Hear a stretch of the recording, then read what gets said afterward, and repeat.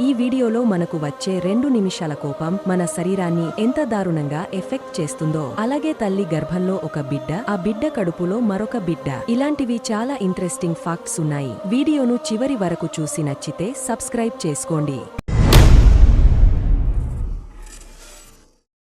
తల్లి గర్భంలో ఒక బిడ్డ, ఆ బిడ్డ కడుపులో మరొక బిడ్డ. మహారాష్ట్రలోని బుల్దానాలోని ఒక గవర్నమెంట్ హాస్పిటల్లో 9 మంత్స్ ప్రెగ్నెంట్గా ఉన్న మహిళకు సోనోగ్రఫీ చేయగా ఈ విషయం తెలిసింది. ఇదొక ఎక్స్ట్రీమ్లీ రేర్ మెడికల్ ఫినామినా. దీన్ని ఫీటస్ ఇన్ ఫీటు అని పిలుస్తారు. ఎక్స్ట్రీమ్లీ రేర్ అండ్ అన్ప్రిడిక్టబిలిటీ వల్ల ఈ కండిషన్ ఎర్లీ స్కాన్స్లో గుర్తించలేకపోయారు. బిడ్డ పుట్టిన తర్వాత ఇమ్మీడియట్ మెడికల్ ట్రీట్మెంట్ అవసరమని డాక్టర్లు తెలిపారు. ఈ కండిషన్కు ఎగ్జాక్ట్ రీజన్ ఏంటో చెప్పలేము, కానీ ఐడెంటికల్ ట్విన్స్ డెవలప్ అయ్యే ప్రాసెస్లో ఏర్పడే క్రమరాహిత్యం వల్ల ఇలా జరగొచ్చని డాక్టర్లు తెలిపారు. ఇప్పటివరకు ప్రపంచంలో ఇలాంటి కేసులు కేవలం 200 మాత్రమే రిజిస్టర్ అయ్యాయి. అండ్ మన ఇండియాలో అయితే 15 నుంచి 20 కేసులు రిజిస్టర్ అయ్యాయి. మీకు తెలుసా, మనకు వచ్చే 2 నిమిషాల కోపం మన శరీరాన్ని ఎంత దారుణంగా ఎఫెక్ట్ చేస్తుందో? మీరు 2 నిమిషాల పాటు కోపంగా ఉండడం వల్ల బాడీలో stress hormones adrenaline and cortisol release అయ్యి 4 నుంచి 5 గంటల పాటు అవి బ్లడ్లో అలాగే ఉంటాయి. దీనివల్ల rapid breathing, heart rate and blood pressure పెరుగుతాయి. 2 నిమిషాల కోపం మన బాడీలో ఇమ్యూనిటీని 6 గంటల పాటు వీక్ చేస్తుంది. అండ్ స్కిన్ హీలింగ్ ప్రాసెస్ని స్లో డౌన్ చేస్తుంది. స్కిన్లో డ్రైనెస్ అండ్ డల్నెస్ని పెంచుతుంది. అండ్ ఏజింగ్ ప్రాసెస్ని స్పీడ్ అప్ చేస్తుంది. మరియు మెంటల్ హెల్త్ని కూడా పాడు చేస్తుంది. కోపం వల్ల నెక్, షోల్డర్ అండ్ జా ఏరియాలో స్ట్రెస్ క్రియేట్ అయ్యి ఫైనల్గా తలనొప్పి కూడా వస్తుంది. కోపంగా ఉండడం వల్ల లాజికల్ థింకింగ్ తగ్గపోతుంది. అండ్ ఇంపల్సివ్గా రియాక్ట్ అవుతారు. ఇంకా రిపీటెడ్గా కోపానికి గురవ్వడం వల్ల hyper tension, heart attack and strokes వంటివి కూడా రావచ్చు. సో చిన్న వాటికి కూడా కోప్పడి మీ బ్లడ్ను బాయిల్ చేసుకోకుండా deep breathing, meditation and physical exercise చేయడం ఆరోగ్యానికి చాలా మంచిది.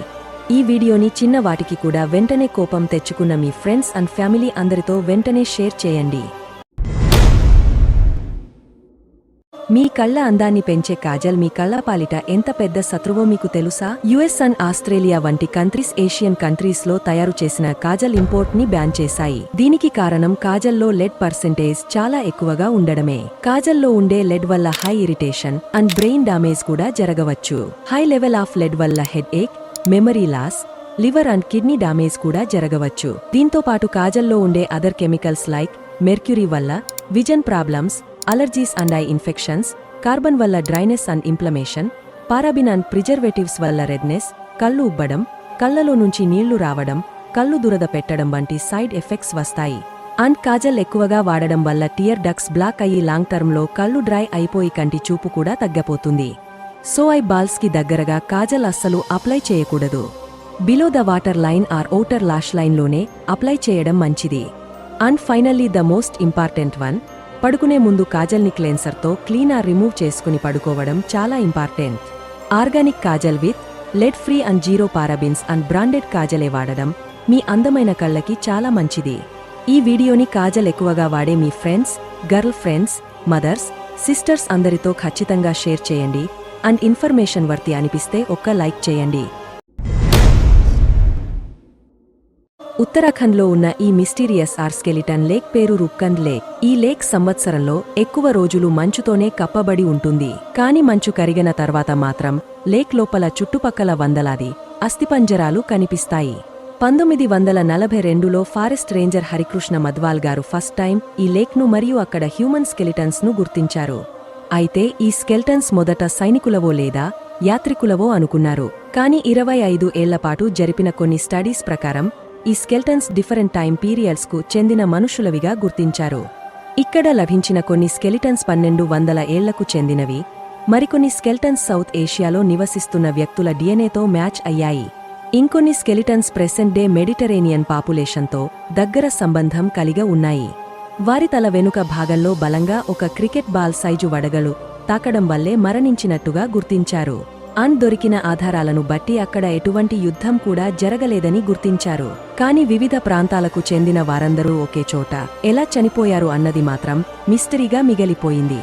మీలో ఎవరైనా ఈ రూప్కన్ లేక్ను విజిట్ చేశారా? కామెంట్ చేసి చెప్పండి. ఇన్ఫర్మేషన్ వర్తి అనిపిస్తే ఒక్క లైక్ చేయండి. 19 ఏళ్ల క్రితం తల్లితో పాటు 2 పసికందులను మొత్తం 3 దారుణంగా చంపేశారు.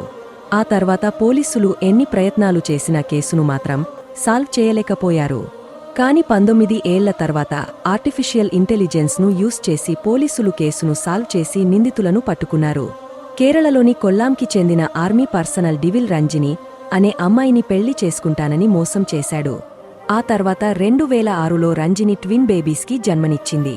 డివిలే తన పిల్లలకు తండ్రి అని ప్రూవ్ చేయడానికి DNA టెస్ట్ చేయించుకోవాలనుకుంది. ఈ విషయం తెలుసుకున్న డివిల్ DNA టెస్ట్తో తన మోసం బయటపడుతుంది అని భావించి తన ఫ్రెండ్ రాజేష్తో కలిసి రంజినిని మరియు ఆమె 17 రోజుల కవల పిల్లలను దారుణంగా చంపి పారిపోయారు. కేసు రిజిస్టర్ చేసిన పోలీసులు ఎంత వెతికినా వాళ్లు దొరకలేదు.